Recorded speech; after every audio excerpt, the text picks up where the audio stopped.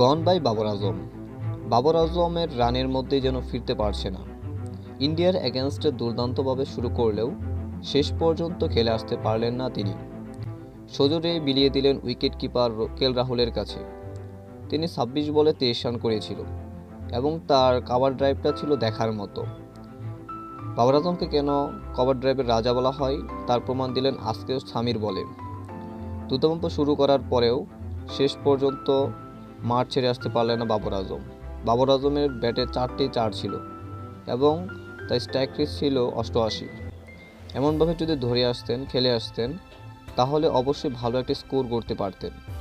কিছুদিন যাবৎ ধরে বাবর আজমের পারফর্ম অত্যন্ত বাজে যাচ্ছিল, যার ফলে অন্তত চিন্তায় ফেলছিল পাকিস্তানি ভক্তদের।